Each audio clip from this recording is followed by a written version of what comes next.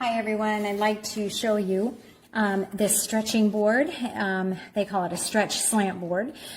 This is a set. There are three pieces, but it is considered one board because you will use them together. But I'll show you that you can use them, you're able to use them separately, of course. So there are great instructions in this pamphlet they've given. First of all, why we need to stretch.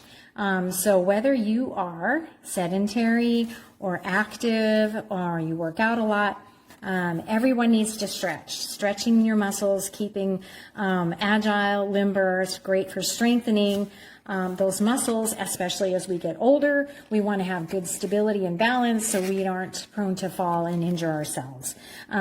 This shows you some of the muscles that you'll be working in your calves, which is the main focus of this. But as you'll see, this is good for your entire back line, called your posterior chain. So it's the whole back of your legs. This is going to teach you the function of the board, and then now how you are to begin. So it's great. They give you the way to build up to using these boards. You can see each, this one is very narrow in degrees, actually says 8.5 on here. And so you're going to work up to the heights and the different angles. You don't want to injure yourself here either, so you want to gradually work up to your full potential. And then that actually gives you some exercises in how to do those particular stretches. So they show you how to stretch your large calf muscles, your deep calf muscles. This is, again, the complete back of your leg. This is the back of your thighs. They have, again, this is going to be your entire back line, which is your posterior chain. And then what I appreciate too is they give you a little bit of a hint on how to stretch the front part of your thigh muscles. You'll need an exercise band for that. And then on the very back is a calendar, so it keeps you accountable. Make sure you do it every day.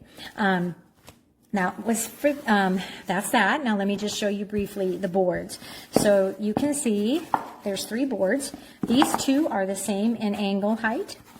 And this is indented here, and then the bottom portion is convex, so that part strip fits into the groove like that. So now you actually have two boards that are the same height, so you can do both legs together. And when you work up to the point that you can do higher, you're going to do one leg at a time. So you're going to set this one on after you've accomplished this, and then this you can do both legs.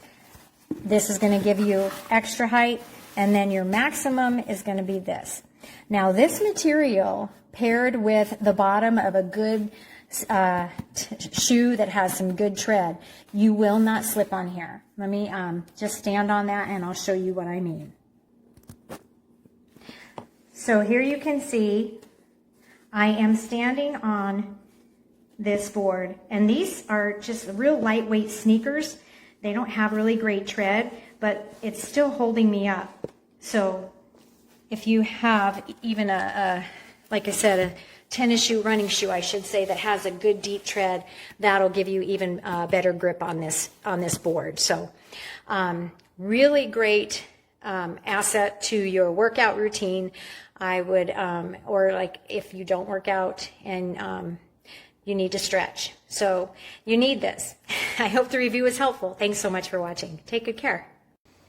All right, so these slant boards are an okay product. I have a few complaints with them. Primary thing, I got these to use at a home gym in my basement, where most of the time I'm working out on carpet, I'm working out either barefoot or in socks, and these are designed to be able to seat into each other, so they have these kind of Lego-like pieces on here on the top and on the bottom so that it sits nicely and doesn't slide around. That part's good, but because it has these deep grooves incised into it, it is uneven footing for your feet, and it might not be something that you feel if you're wearing shoes, but if you're barefoot or in socks, that is very, very noticeable. Sometimes I'm trying to position myself, so my heel is going to be here, kind of on the side, or over there. It's not perfect for that reason.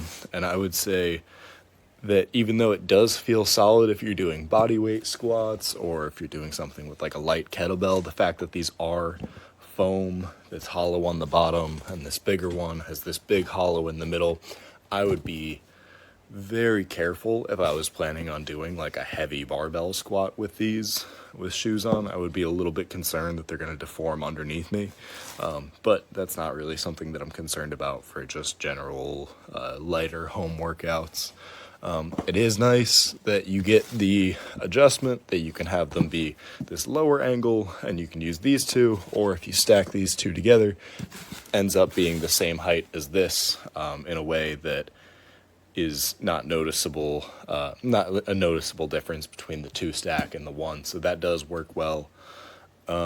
They're good for doing squats. They're good for stretching out the calves. I do like that this ramp goes almost completely flat with the floor, because a lot of the time I like to squat with the balls of my feet on the ground and my heels elevated up on this ramp, versus some of the other ones that I've used have a big lip here instead of going almost all the way to the ground, which makes it uncomfortable to do that position. You kind of have to have your foot all the way on it.